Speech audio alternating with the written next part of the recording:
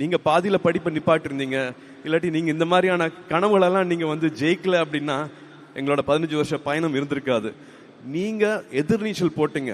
வாழ்க்கை என்னென்னமோ பண்ணுச்சு உங்களை, எதுவுமே கொடுக்காம இருந்துச்சு. ஆனா அதை பத்தியெல்லாம் கவலைப்படாம எனக்கு இதுதான் இலக்கு, நான் கல்வியை நம்புறேன், கல்விதான் எனக்கு ஆயுதம், நான் நிச்சயமா நான் படிப்பேன் அப்படின்னு சொல்லிட்டு 15 வருஷம் நீங்க விடாம பண்ண இந்த முயற்சிகள் தான் இந்த நாளைக்கு எங்களை கூட்டிட்டு வந்திருக்கு, நம்மளை கூட்டிட்டு வந்திருக்கு, நம்மளை குடும்பமா ஆக்கியிருக்கு. எனக்கு இவ்வளவு தங்கச்சிகள் கிடைச்சிருக்காங்க, இவ்வளவு தம்பிகள் கிடைச்சிருக்காங்க, இவ்வளவு உறவு கிடைச்சிருக்கு.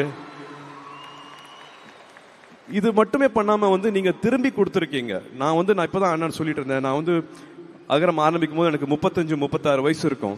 பட் நீங்க 20 வயசு 22 வயசுலயே வந்து சமுதாயத்தை பத்தி திரும்பி நினைக்க ஆரம்பிச்சிட்டீங்க. இப்ப அகரம் நடத்திட்டு இருக்கிறது வந்து அகரம் முன்னாள் மாணவர்கள்.